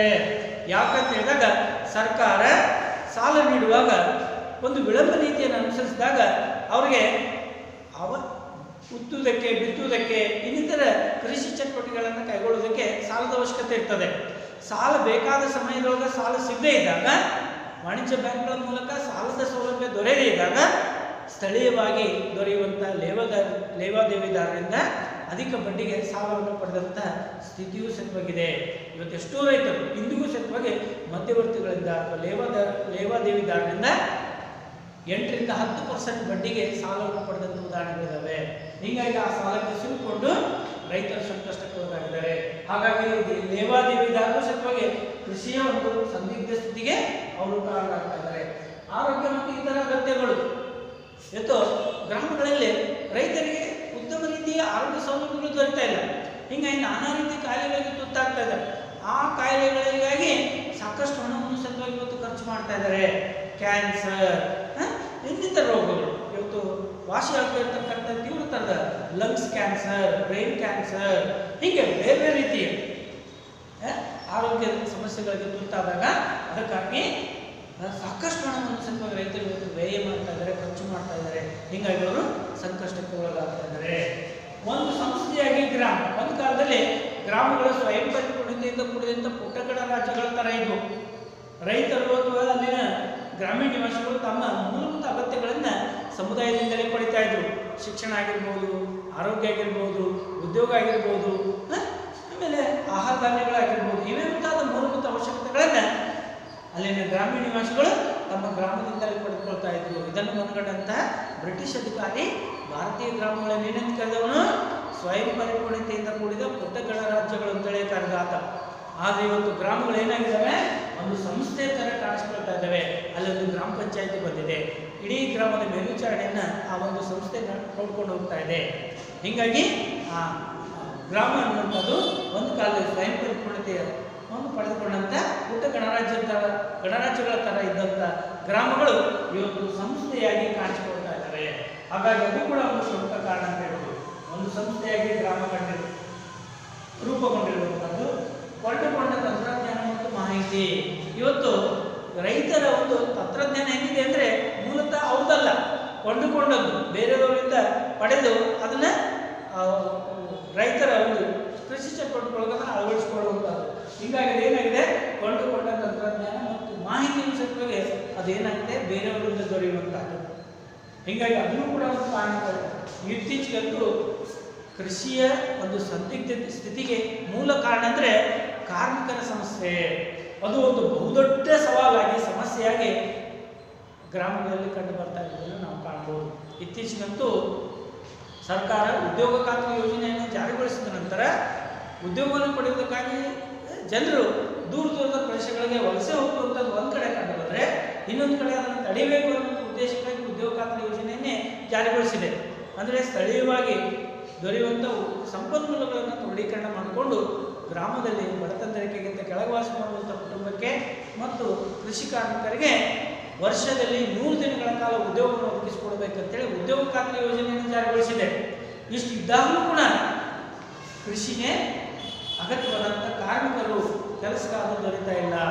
ನಿಗದಿತ ಅವಧಿಯೊಳಗೆ ಬೆಳೆ ಕಟಾವು ಮಾಡೋಕ್ಕಾಗ್ತಾ ಇಲ್ಲ, ನಿಗದಿತ ಅವಧಿಯೊಳಗೆ ಬಿತ್ತುವುದು ಸಾಧ್ಯವಾಗ್ತಾ ಇಲ್ಲ. ಹೀಗಾಗಿ ರೈತ ಸಂಕಷ್ಟಕ್ಕೊಳಗಾಗ್ತಾ ಇದ್ದಾನೆ, ಕೃಷಿಯು ಸಹಿತವಾಗಿ ಬಿಕ್ಕಟ್ಟಿಗೆ ಒಳಗಾಗಿರುವಂಥದ್ದನ್ನು ನಾವು ಗಮನಿಸಬಹುದು. ಹೀಗಾಗಿ ಕಾರ್ಮಿಕರು ಕೂಡ ಕಾರಣ. ಜೊತೆಗೆ ನೀರು ಅವರಿಗೆ ಸೌಲಭ್ಯ ಇಲ್ಲ. ಬಹುತೇಕ ಭಾರತದಲ್ಲಿನ ಕೃಷಿ ಏನು ಮಳೆರಾಯನ್ನು ಅವಲಂಬಿಸಿದೆ, ಮಳೆರಾಯಿನೊಂದಿಗೆ ಜೂಜಾಟ ಆಡಿದಂತಿದೆ ಅಂತೇಳಿ ಕೃಷಿ ತಜ್ಞರು ಅಭಿಪ್ರಾಯಪಡ್ತಾರೆ. ಅದು ಕೂಡ ಒಂದು ಕಾರಣ. ಮತ್ತೆ ಹವಾಮಾನ, ಭಾರತದಲ್ಲಿನ ಹವಾಮಾನವು ಸತ್ವಾಗಿ ಕೃಷಿಯ ಸಂದಿಗ್ಧ ಒಂದು ಸ್ಥಿತಿಗೆ ಮತ್ತೊಂದು ಪ್ರಮುಖವಾದ ಕಾರಣ. ಒಮ್ಮೆ ವಿಪರೀತ ಮಳೆ ಬೀಳ್ತದೆ, ಒಮ್ಮೆ ಚಳಿ ಆಗ್ತದೆ, ಮತ್ತೊಮ್ಮೆ ವಿಪರೀತ ಬಿಸಿಲು ಬೀಳ್ತದೆ. ಈ ರೀತಿಯ ಹವಾಮಾನ ವೈಪರೀತ್ಯ ಏನು ಕಾರಣ ಅಂದರೆ ಪರಿಸರ ನಾಶ ಆಗಿರುವಂಥದ್ದು. ಜೊತೆಗೆ ಪರಿಕರಗಳ ಒಂದು ಬೆಲೆ ಹೆಚ್ಚುತ್ತಾ ಇರುವಂಥದ್ದು. ಕೃಷಿ ಉಪಕರಣಗಳಾಗಿರ್ಬೋದು, ಆಮೇಲೆ ಬೀಜ ಗೊಬ್ಬರಗಳಾಗಿರ್ಬೋದು, ಇನ್ನಿತರ ಕೃಷಿಗೆ ಸಂಬಂಧಪಟ್ಟಂಥ ಬೀಜಗಳಾಗಿರ್ಬೋದು, ಇವೆಲ್ಲವೂ ಸಹಿತವಾಗಿ ಅವುಗಳ ಒಂದು ಬೆಲೆ ದಿನೇ ದಿನೇ ಹೆಚ್ಚುತ್ತಾ ಬರುವುದರಿಂದ ರೈತರು ಹೆಚ್ಚಿನ ಬೆಲೆಗೆ ಬೀಜಗಳನ್ನು ಕೊಂಡು ಬಿತ್ತುವುದು ಅನಿವಾರ್ಯ ಆಗ್ತಾ ಇದೆ. ಜೊತೆಗೆ ಕೃಷಿ ಪರಿಕರಗಳ ಬೆಲೆಯೂ ಸತ್ವಾಗಿ ವರ್ಷದಿಂದ ವರ್ಷಕ್ಕೆ ಹೆಚ್ಚುತ್ತಾ ಬರ್ತಾ ಇದೆ. ಇದು ಕೂಡ ಒಂದು ಪ್ರಮುಖ ಕಾರಣ ಅಂತ ಹೇಳ್ಬೋದು. ಕೃಷಿಯ ಸಂದಿಗ್ಧ ಒಂದು ಸ್ಥಿತಿಯನ್ನು ವಿವರಿಸುವಂಥ ಈ ರೀತಿ ಒಂದು ಚಾರ್ಟ್ ಹಾಕಿ ಸಂಕ್ಷಿಪ್ತ ಒಂದು ಟಿಪ್ಪಣಿ ಬಂದರೆ ನಿಮಗೆ 5ಕ್ಕೆ 5 ಅಂಕ ದೊರೆಯಲಿಕ್ಕೆ ಸಾಧ್ಯತೆ ಇದೆ. ಮತ್ತೆ ಮತ್ತೊಂದು ಪ್ರಮುಖವಾದ ಆರ್ಥಿಕ ಸಮಸ್ಯೆ ಅಂದರೆ ವ್ಯವಸಾಯಕ್ಕೆ ತಗಲುವ ಅಧಿಕ ಖರ್ಚು ಮತ್ತು ಪರಿಸರ ನಾಶ. ಇತ್ತೀಚೆಗಂತೂ ಕೃಷಿಯನ್ನು ಕೈಗೊಳ್ಳಬೇಕಂದ್ರೆ ಲಕ್ಷಾಂತರ ರೂಪಾಯಿ ಹಣದ ಅವಶ್ಯಕತೆ ಇರ್ತದೆ. ಯಾಕಂತ ಹೇಳಿದ್ರೆ ಬೀಜ, ಗೊಬ್ಬರಗಳು, ಕ್ರಿಮಿನಾಶಕ, ನೆಕ್ಸ್ಟ್ ಕೃಷಿ ಪರಿಕರಗಳು, ಇವು ಅವುಗಳ ಒಂದು ಬೆಲೆ ದಿನೇ ದಿನೇ ಹೆಚ್ಚುತ್ತಾ ಬರ್ತಾ ಇದೆ. ಅವುಗಳನ್ನು ಕೊಳ್ಳಬೇಕಂದ್ರೆ ರೈತ ಸಾಲ ಮಾಡಲೇಬೇಕಾಗ್ತದೆ. ಸಾಲದ ಒಂದು ಸುಳಿಗೆ ಸಿಲುಕೊಳ್ತಾ ಇದ್ದಾನೆ. ಈ ರೀತಿಯ ವ್ಯವಸಾಯಕ್ಕೆ ತಗಲುವಂಥ ಒಂದು ಅಧಿಕ ಖರ್ಚಿನಿಂದಾಗಿ ಜೊತೆಗೆ ಪರಿಸರ ಇವತ್ತು ನಾಶ ಆಗ್ತಾ ಇದೆ, ಗಿಡ ಮರಗಳನ್ನು ಕಡಿಯಲಾಗ್ತಾ ಇದೆ. ಇದರಿಂದ ಅತಿವೃಷ್ಟಿ, ಅನಾವೃಷ್ಟಿ ಆಗಿರುವಂಥದ್ದನ್ನು ನಾವು ಗಮನಿಸಬಹುದು. ಇದೇ ವರ್ಷ ವಿಪರೀತ ಮಳೆಯಾದಂಥ ಉದಾಹರಣೆಗಳಿದ್ದಾವೆ. ಕಳೆದ 40-50 ವರ್ಷಗಳಲ್ಲಿ ದಾಖಲಾಗದೇ ಇರತಕ್ಕಂಥ ಮಳೆ ಈ ವರ್ಷ ಅಧಿಕ ಪ್ರಮಾಣದಲ್ಲಿ ಮಳೆ ಸುರಿದಿರುವಂಥದ್ದನ್ನು ನಾವು ಕಾಣ್ಬೋದು. ಐತಿಹಾಸಿಕ ದಾಖಲೆ ಅಂತಲೇ ಹೇಳಲೇಬೇಕಾಗ್ತದೆ. 40-50 ವರ್ಷಗಳಲ್ಲಿ ಬೀಳದಷ್ಟು ಆಗದೇ ಇರತಕ್ಕಂಥ ಮಳೆ ಈ ವರ್ಷ ದಾಖಲೆ ಮಳೆ ಆಗಿರುವಂಥದ್ದನ್ನು ನಾವು ಗಮನಿಸ್ತೀವಿ. ಇದಕ್ಕೇನು ಕಾರಣ ಅಂತ ಹೇಳಿದ್ರೆ ಹವಾಮಾನ ವೈಪರೀತ್ಯ ಮತ್ತು ಪರಿಸರ ನಾಶವೇ ಪ್ರಮುಖ ಕಾರಣ ಅಂತೇಳಿ ನಾನು ಹೇಳಲೇಬೇಕಾಗ್ತದೆ. ಹೀಗಾಗಿ ಕಟಾವಿಗೆ ಬಂದಂಥ ರೈತರ ಬೆಳೆಗಳು ನೀರಿನಲ್ಲಿ ಕೊಚ್ಚಿಕೊಂಡು ಹೋದಂಥ ಉದಾಹರಣೆಗಳಿದ್ದಾವೆ. ಇನ್ನು ಕೆಲವು ಕಡೆ ವಿಪರೀತ ಮಳೆಯಿಂದಾಗಿ ಆ ಬೆಳೆದಂಥ ಬೆಳೆಗೆ ಸತ್ವ ಅಲ್ಲಿಯೇ ನೀರೊಳಗೆ ಕೊಳೆತು ಹೋದಂಥ ಉದಾಹರಣೆಗಳಿದ್ದಾವೆ, ಕೊಚ್ಕೊಂಡು ಹೋದಂಥ ಉದಾಹರಣೆಗಳಿದ್ದಾವೆ. ಈ ರೀತಿಯ ಸಂಕಷ್ಟದ ಒಂದು ಸ್ಥಿತಿಯನ್ನು ರೈತರು ಅನುಭವಿಸಿರುವಂಥದ್ದು ನಾವು ಕಾಣ್ಬೋದು. ಹಾಗಾಗಿ ವ್ಯವಸಾಯಕ್ಕೆ ತಗಲುವಂಥ ಒಂದು ಖರ್ಚು ಮತ್ತು ಪರಿಸರ ನಾಶವೂ ಕೂಡ ಒಂದು ಗ್ರಾಮಗಳಲ್ಲಿ ಕಂಡುಬರ್ತಕ್ಕಂಥ ಪ್ರಮುಖವಾದ ಆರ್ಥಿಕ ಸಮಸ್ಯೆ ಅಂತೇಳಿ ನಾವು ಅದನ್ನು ಹೇಳ್ಬೋದು. ಜೊತೆಗೆ ಜಾಗತಿಕ ಒಂದು ಸ್ಪರ್ಧೆ ಮತ್ತು ಬಂಡವಾಳಶಾಹಿಗಳ ಒಂದು ಶೋಷಣೆ. ಇವತ್ತು ಇಡೀ ವಿಶ್ವನೇ ಒಂದು ಪುಟ್ಟ ಹಳ್ಳಿಯಾಗಿ ಮಾರ್ಪಡ್ತಾ ಇದೆ. ಜಾಗತಿಕ ಮಟ್ಟದಲ್ಲಿ ವಸ್ತುಗಳು ಏನಾಗ್ತವೆ ಮಾರಾಟ ಆಗ್ತಾ ಇದ್ದಾವೆ. ಇವತ್ತು ಇಲ್ಲೇ ಕೂತ್ಕೊಂಡು ಆನ್ಲೈನ್ ಮೂಲಕ ವಸ್ತುಗಳನ್ನು ಖರೀದಿ ಮಾಡುವಂಥ ಒಂದು ಸ್ಥಿತಿ ನಿರ್ಮಾಣ ಆಗಿದೆ. ಮಾರಾಟ ಮಾಡುವ ಒಂದು ಸ್ಥಿತಿ ನಿರ್ಮಾಣ ಆಗಿರುವಂತೆ ವಸ್ತುಗಳನ್ನು ಪಡೆದುಕೊಳ್ಳುವಂಥ ಒಂದು ಸ್ಥಿತಿ ಸ್ವಲ್ಪ ನಿರ್ಮಾಣ ಆಗಿದೆ. ಅಂದರೆ ಆನ್ಲೈನ್ ಮಾರುಕಟ್ಟೆ, ವರ್ಚುವಲ್ ಮಾರುಕಟ್ಟೆ, ಈ ಮಾರುಕಟ್ಟೆ, ಈ ಟ್ರೇಡ್ ಅಂತ ಕರಿತೀವಿ, ಈ ವ್ಯಾಪಾರ ಅನ್ನುವಂಥದ್ದು ಸ್ವಲ್ಪ ಇವತ್ತು ಪರಿಚಯಿಸಲ್ಪಟ್ಟು ಏನಾಗಿದೆ, ಇಡೀ ವಿಶ್ವನೇ ಒಂದು ಪುಟ್ಟ ಹಳ್ಳಿಯಾಗಿ ಮಾರ್ಪಡ್ತಾ ಇದೆ. ಜೊತೆಗೆ ಜಾಗತಿಕ ಮಟ್ಟದಲ್ಲಿ ಈ ರೀತಿಯ ಕೃಷಿ ಉತ್ಪಾದನೆಗಳು ತೀವ್ರತರದ ಒಂದು ಸ್ಪರ್ಧೆಯನ್ನು ಎದುರಿಸಬೇಕಾಗಿದೆ. ಇವತ್ತು ರೈತ ಬೆಳೆದಂಥ ಬೆಳೆ ಜಾಗತಿಕ ಮಾರುಕಟ್ಟೆಯಲ್ಲಿ ಅತ್ಯಂತ ಕನಿಷ್ಠ ಬೆಲೆಗೆ ಮಾರಾಟ ಆಗ್ತದೆ. ಅದನ್ನು ಪಡೆದಂತಹ ಬಹುರಾಷ್ಟ್ರೀಯ ಕಂಪನಿಗಳು ರೈತರ ಉತ್ಪನ್ನಗಳನ್ನು ಪಡೆದು ಅವುಗಳ ಸಿದ್ಧ ವಸ್ತುಗಳನ್ನಾಗಿ ತಯಾರು ಮಾಡಿ ಮಾರುಕಟ್ಟೆಯೊಳಗೆ ಹೆಚ್ಚಿನ ಬೆಲೆಗೆ ಮಾರಿಕೊಳ್ತಾ ಇದ್ದಾರೆ. ಇವತ್ತೊಂದು ಉದಾಹರಣೆ ಕೊಡ್ತೀನಿ ನಾನು. ಇವತ್ತೊಂದು ಚಿಪ್ಸ್ ನಿಮಗೆಲ್ಲ ಗೊತ್ತಿರುವ ಹಾಗೆ ಒಂದು ಅಂಗಡಿಗಳಲ್ಲಿ ದೊರೆಯುವಂಥ ಪಾನ್ ಬೀಡ ಅಂಗಡಿ ಇನ್ನಿತರ ಅಂಗಡಿಗಳಲ್ಲಿ ದೊರೆಯುವಂಥ ಒಂದು ಚಿಪ್ಸ್, ಒಂದು ಪ್ಯಾಕೆಟ್ 5-10 ರೂಪಾಯಿಗೆ ಒಂದು ಚಿಪ್ಸ್ ಮಾರಾಟ ಆಗ್ತಾ ಇದೆ. ಇವತ್ತು ಅದನ್ನು ಬೆಳೆಯುವಂಥ ರೈತ ಆಲೂಗಡ್ಡೆ ಅಂತ ತಯಾರಾಗ್ತದೆ. ಹಾಗಾದರೆ ಆಲೂಗಡ್ಡೆ ಬೆಳೆಯುವಂಥವ್ರು ಯಾರು? ರೈತರೇ. ಆಲೂಗಡ್ಡೆಯನ್ನು ಬೆಳೆಯುವಂಥ ರೈತರಿಗೆ ಮಾರುಕಟ್ಟೆಯೊಳಗೆ ಆತನಿಗೆ ಸಿಗುವಂಥ ಬೆಲೆ ಎಷ್ಟು ಅಂತ ಹೇಳಿದ್ರೆ ಕ್ವಿಂಟಲ್ಗೆ 4,000-5,000, ಮ್ಯಾಕ್ಸಿಮಮ್ ಅಂದರೆ 5,000. 50 ರೂಪಾಯಿ ಕೆ ಜಿ ಇದ್ದಾವೆ. ಇವತ್ತು 40 ರೂಪಾಯಿನೂ ಇದ್ದಾವೆ. 4,000ರಿಂದ 5,000 ಅನ್ಕೊಳ್ಳೋಣ. ಒಂದು ಕ್ವಿಂಟಲ್ಗೆ 4,000-5,000 ರೂಪಾಯಿ ಪಡೆಯುವಂಥ ರೈತ ಯಾರಂತ ಹೇಳಿದರೆ ಕಚ್ಚಾ ವಸ್ತುಗಳನ್ನು ಬಹುರಾಷ್ಟ್ರೀಯ ಕಂಪನಿಗಳು ಕೊಂಡುಕೊಂಡು ಅವುಗಳನ್ನು ಸಿದ್ಧ ವಸ್ತುಗಳನ್ನಾಗಿ ಈ ರೀತಿಯ ಒಂದು ಚಿಪ್ಸ್ಗಳನ್ನಾಗಿ ತಯಾರು ಮಾಡಿ ಮಾರುಕಟ್ಟೆಯೊಳಗೆ ಹೆಚ್ಚಿನ ಬೆಲೆಗೆ ಮಾರಾಟ ಮಾಡಿ ಲಕ್ಷಾಂತರ ಕೋಟಿ ರೂಪಾಯಿ ಹಣವನ್ನು ಲಾಭ ಗಳಿಸ್ಕೊಳ್ತಾ ಇದ್ದಾವೆ. ಇವತ್ತು ನಾನು ಹೇಳಿದ ಉದಾಹರಣೆ, ಒಂದು ಚಿಪ್ಸ್ ಎಷ್ಟು ಅಂತ ಹೇಳಿದ್ರೆ, ಒಂದು ಆಲೂಗಡ್ಡೆ, ಒಂದು ಹೆಚ್ಚು ಕಡಿಮೆ 100 ಗ್ರಾಮದ ಆಲೂಗಡ್ಡೆ ಒಳಗೆ ಅವರು ಕನಿಷ್ಠ ಒಂದು 10 ಚಿಪ್ಸನ್ನು ತೆಗೆದುಕೊಳ್ಳೋದು. 10 ಚಿಪ್ಸ್. ಈಗ 1 ಕೆಜಿಗೆ 10 ಆಲೂ ಬೆಳೀತಾ ಇದ್ದಾವೆ ಅನ್ಕೊಳ್ಳೋಣ. ಅಂದರೆ 40 ರೂಪಾಯಿ ಕೆ ಜಿ ಅಂತಂದಾಗ 4 ರೂಪಾಯಿ ಒಂದು ಆಲೂ ಬೀಳ್ತದೆ. 10 ಆಲೂ ಬಂದಾಗ 4 ರೂಪಾಯಿ ಒಂದು ಬೀಳ್ತದೆ. 40 ರೂಪಾಯಿ ಇಟ್ಕೊಳ್ಳೋಣ. 4 ರೂಪಾಯಿಗೆ ಒಂದು ಆಲೂಗಡ್ಡೆ ಕಚ್ಚಾ ವಸ್ತುವಾಗಿ ಮಾರಾಟ ಆದರೆ ಅದನ್ನು ಪಡೆದಂಥ ಬಹುರಾಷ್ಟ್ರೀಯ ಕಂಪನಿಗಳು ಆ 4 ರೂಪಾಯಿ ಪಡೆದಂಥ ಒಂದು ಆಲೂಗಡ್ಡೆಯನ್ನು ಹೆಚ್ಚು ಕಡಿಮೆ 400 ರೂಪಾಯಿಗಳಿಗೆ ಚಿಪ್ಸ್ಗಳನ್ನಾಗಿ ಮಾಡಿ ಮಾರಾಟ ಮಾಡ್ತಾರೆ. ಹೆಚ್ಚು ಕಡಿಮೆ ಇದರೊಳಗೆ 4 ಆಲೂಗಡ್ಡೆ ಅಂದರೆ 40 ಇಂಟು ಅಂತ ಹೇಳಿದ್ರೆ ಹೆಚ್ಚು ಕಡಿಮೆ ಅಂತ ಹೇಳಿದ್ರೆ 400 ಚಿಪ್ಸ್ಗಳನ್ನು ಮಾಡ್ತಾರೆ. ಅಂದರೆ 400 ಇಂಟು ಅಂದರೆ ಬಹುತೇಕ ಹೆಚ್ಚು ಕಡಿಮೆ ಅಂತ ಅದನ್ನು ಸಿಗ್ತದೆ. ನಾನೇನು ಒಂದು ಅಂದಾಜು ಹೇಳ್ತಾ ಇದ್ದೀನಿ. ಒಂದು ಆಲೂಗಡ್ಡೆಯ ಬೆಲೆ ಇವತ್ತು ಎಷ್ಟು ಅಂತ ಹೇಳಿದ್ರೆ 10 ರೂಪಾಯಿನ ಇಟ್ಕೊಳ್ಳೋದು.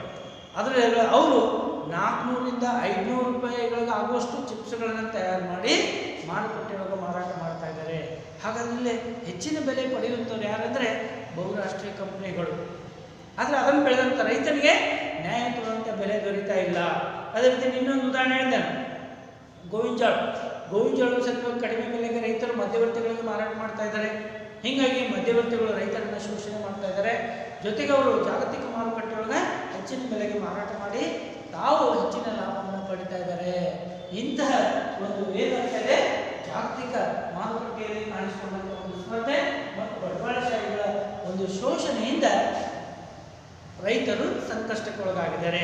ಗ್ರಾಮಗಳು ನಾನಾ ರೀತಿಯ ಆರ್ಥಿಕ ಸಮಸ್ಯೆಗಳನ್ನು ಇಂದಿಗೂ ಎದುರಿಸುವುದಕ್ಕೆ ಇದು ಕೂಡ ಒಂದು ಮೂಲ ಕಾರಣ ಅಂತಲೇ ನಾವು ಹೇಳಬೇಕಾಗುತ್ತದೆ. ಸಹಕಾರಿ ವಲಯದ ವೈಫಲ್ಯ.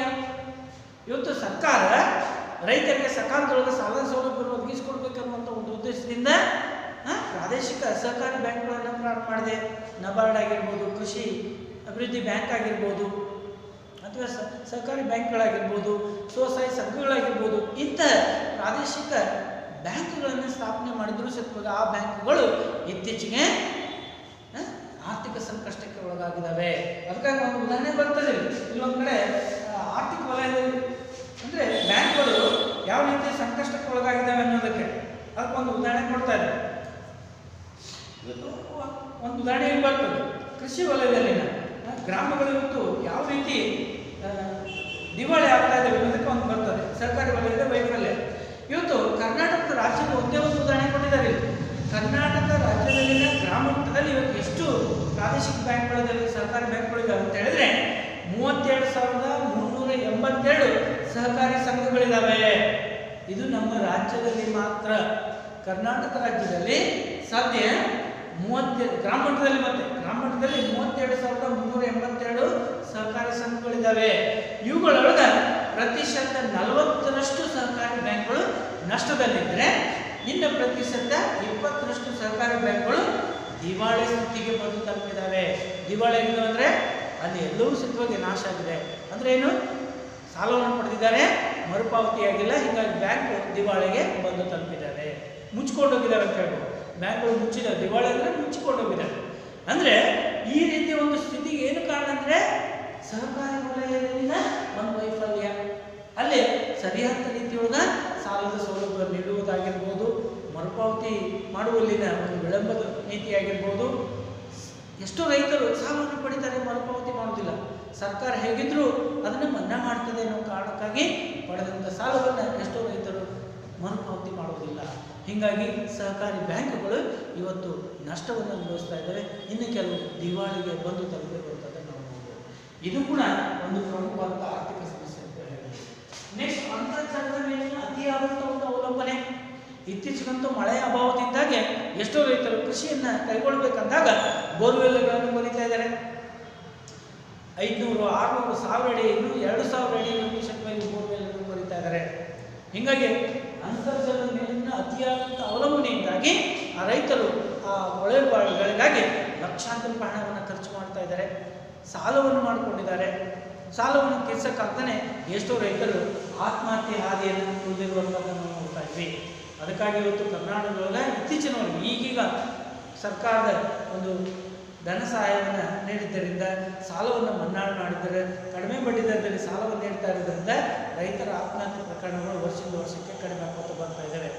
1990ರಿಂದ 2000ರವರೆಗೆ ನಮ್ಮ ರಾಜ್ಯದಲ್ಲೇ ಸರಿಸುಮಾರು 10,000ಕ್ಕೂ ಹೆಚ್ಚು ರೈತರು ಆತ್ಮಹತ್ಯೆಯನ್ನು ಮಾಡಿಕೊಂಡಂಥ ಉದಾಹರಣೆಗಳಿದ್ದಾವೆ.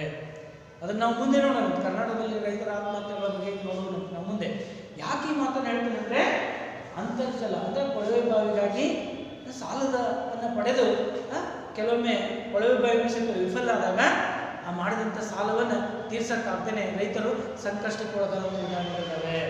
ಹೀಗಾಗಿ ಅಂತರ್ಜಲದ ಮೇಲಿನ ಅತಿಯಾದ ಅವಲಂಬನೆಯೂ ಕೂಡ ಗ್ರಾಮಗಳಲ್ಲಿ ಕಂಡುಬರ್ತಕ್ಕಂಥ ಮತ್ತೊಂದು ಪ್ರಮುಖವಾದ ಆರ್ಥಿಕ ಸಮಸ್ಯೆ ಅಂತ ಹೇಳ್ಬೋದು.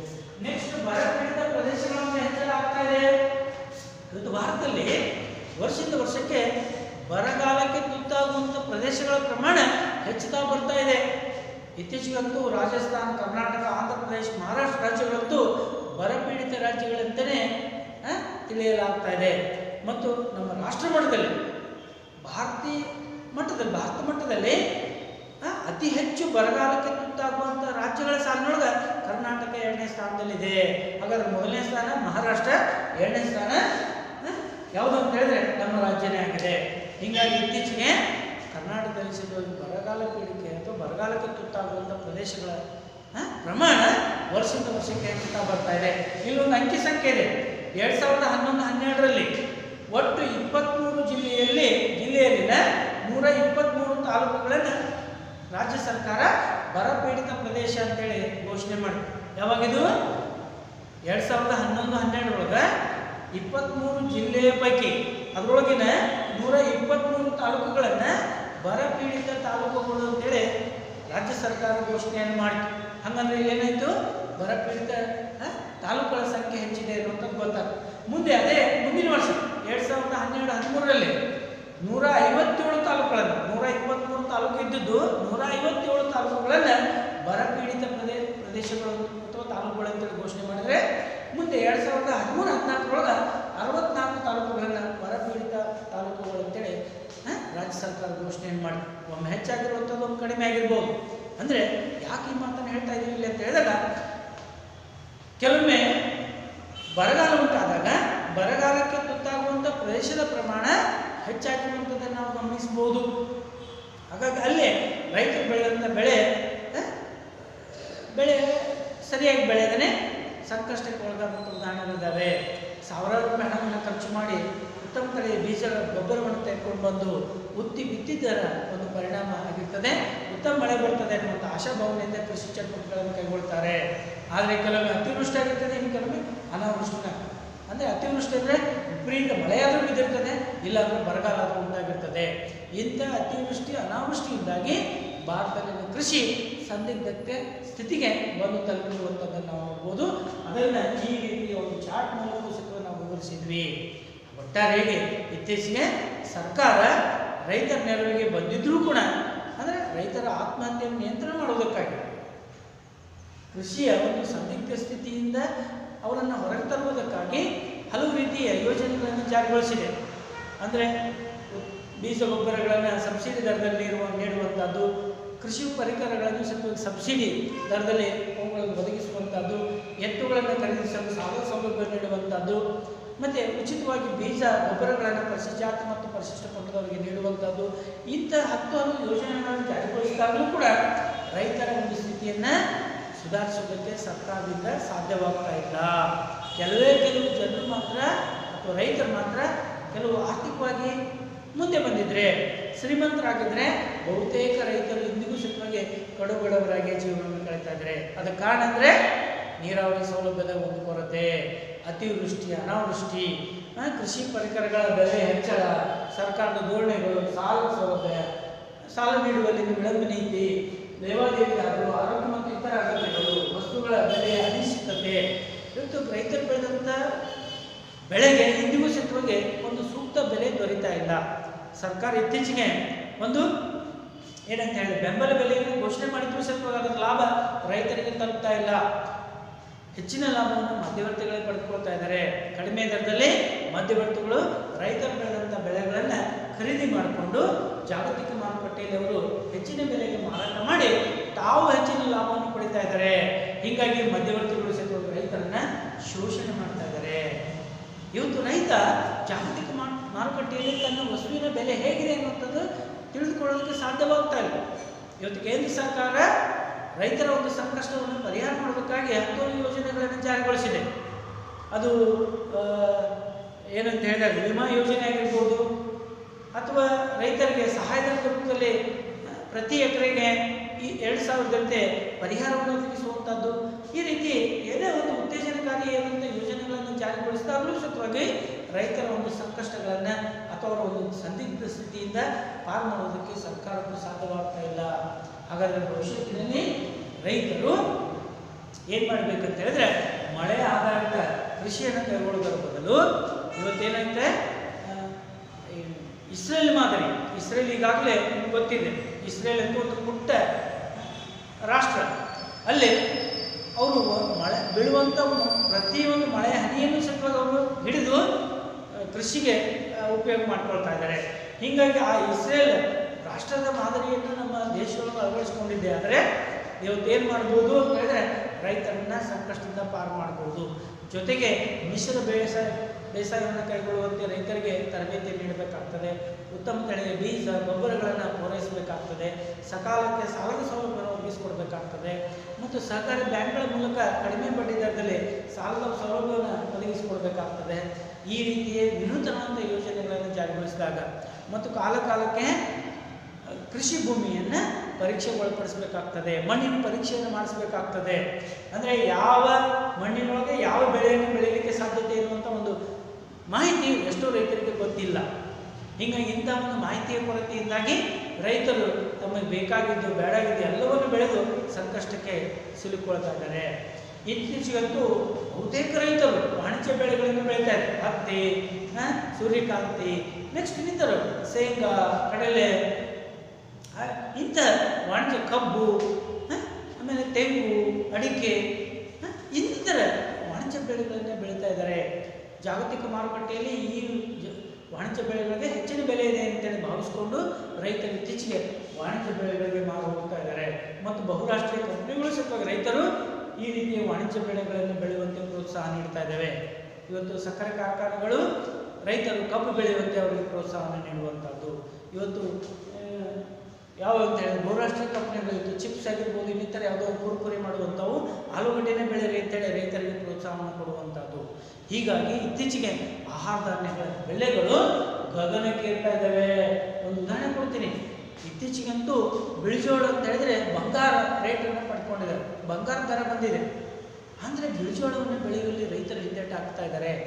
1 kg ಜೋಳದ ಬೆಲೆ ಇವತ್ತು ಮಾರುಕಟ್ಟೆ ಒಳಗೆ 40 ರೂಪಾಯಿ ಇದೆ. ಕ್ವಿಂಟಲ್ಗೆ 3800 ರೂಪಾಯಿ ಇದೆ. 3800 ರೂಪಾಯಿ ಒಂದು ಕ್ವಿಂಟಲ್ ಬಿಳಿ ಜೋಳ ಮಾರಾಟ ಆಗ್ತದೆ. ಪರ್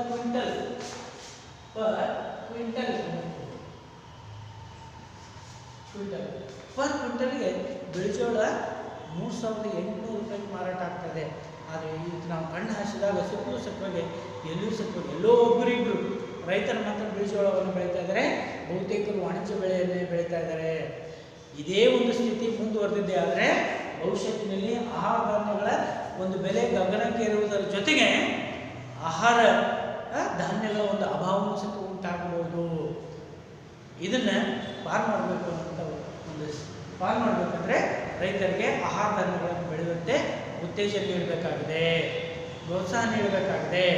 ಮತ್ತು ಬೆಂಬಲ ಬೆಲೆಗೆ ರೈತರು ಬೆಳೆದ ಬೆಳೆಗಳನ್ನು ಸರ್ಕಾರವೇ ನೇರವಾಗಿ ಖರೀದಿಸಬೇಕಾಗ್ತದೆ. ಆ ರೀತಿ ಆದಾಗ ಮಾತ್ರ ಮಧ್ಯವರ್ತಿಗಳನ್ನು ಹಾವಳಿಯನ್ನು ತಡೆಯಬೇಕಾಗಿದೆ. ಆ ರೀತಿ ಒಂದು ವಿನೂತನವಂತ ಯೋಜನೆಗಳನ್ನು ಜಾರಿಗೆ ತಂದಾಗ ಮಾತ್ರ ರೈತರನ್ನ ಮತ್ತು ಭಾರತದಲ್ಲಿನ ಕೃಷಿಯನ್ನು ಬಿಕ್ಕಟ್ಟಿನಿಂದ ಅಥವಾ ಸಂದಿಗ್ಧ ಒಂದು ಸ್ಥಿತಿಯಿಂದ ಪಾರು ಮಾಡಲಿಕ್ಕೆ ಸಾಧ್ಯತೆ ಇದೆ ಅಂತ ಹೇಳ್ತಾ, ಇದರ ಮೇಲೆ ಯಾವ ರೀತಿ ಪ್ರಶ್ನೆ ಬರ್ತದೆ ಸರ್? ಈಗ ಉದಾಹರಣೆ ಹೇಳಿದ್ದೇನೆ, ಈಗಾಗಲೇ ನಾನು ಹೇಳಿದೆ, ಭಾರತೀಯ ಗ್ರಾಮಗಳಲ್ಲಿ ಕಂಡು ಬರ್ತಕ್ಕಂಥ ಆರ್ಥಿಕ ಮತ್ತು ಕೃಷಿ ಸಂಬಂಧಿತ ಸಮಸ್ಯೆಗಳನ್ನು ಕುರಿತು ವಿವರಿಸಿ ಅಂತ ಕೇಳಬಹುದು. ಹಾಗಾಗಿ ಇವೆಲ್ಲವನ್ನು ಬರೆಯಕ್ಕಾಗದೇ ಮುಖ್ಯವಾದಂಥ ಒಂದು 5-6 ಸಮಸ್ಯೆಗಳನ್ನು ಕುರಿತು ನೀವು ವಿವರಿಸಬೇಕಾಗ್ತದೆ. 5 ಮಾರ್ಕ್ಸಿಗೆ ಬಂದರೆ, 10 ಮಾರ್ಕ್ಸಿಗೆ ಬಂದರೆ ಸಾಮಾಜಿಕ ಸಮಸ್ಯೆಗಳು, ಆರ್ಥಿಕ ಸಮಸ್ಯೆಗಳು ಮತ್ತು ಕೃಷಿ ಸಂಬಂಧಿತ ಸಮಸ್ಯೆಗಳು ಅಂತೇಳಿ 3 ಪ್ರಕಾರಗಳನ್ನು ವಿಭಾಗಿಸಿ ಅವುಗಳ ಬಗೆಗೆ ಎಲ್ಲ ಮಾಹಿತಿಯನ್ನು ಕೊಡಬೇಕಾಗ್ತದೆ. ಇದು 10 ಅಂಕಕ್ಕೆ ಬಂದಾಗ ಮಾತ್ರ. ಕೊನೆಗೆ ಉಪಸಂಹಾರ ಬರೀಬೇಕು.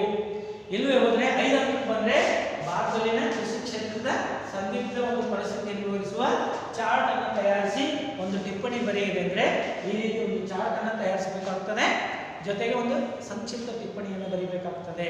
ಆವಾಗ ನಿಮಗೆ 5ಕ್ಕೆ 5 ಅಂಕ ಬರಲಿಕ್ಕೆ ಸಾಧ್ಯತೆ ಇದೆ. ಒಟ್ಟಾರೆ ಇವತ್ತಿನ ಒಂದು ಭಾರತೀಯ ಗ್ರಾಮಗಳಲ್ಲಿ ಕಂಡು ಬರ್ತಕ್ಕಂಥ ನಿನ್ನೆ ದಿನ ಸಾಮಾಜಿಕ ಸಮಸ್ಯೆಗಳನ್ನು ನೋಡಿದ್ವಿ, ಇಂದು ಆರ್ಥಿಕ ಮತ್ತು ಕೃಷಿ ಸಂಬಂಧಿತ ಸಮಸ್ಯೆಗಳ ಬಗ್ಗೆ ಮಾಹಿತಿಯನ್ನು ಮಾಡಿಕೊಂಡಿದ್ದೇವೆ. ವಿದ್ಯಾರ್ಥಿಗಳೇ, ತಮಗೆ ವಿಷಯ ಅರ್ಥ ಆಗಿದೆ ಅಂತೇಳಿ ನಾನು ಭಾವಿಸ್ಕೊಳ್ತಾ ಇದ್ದೀನಿ.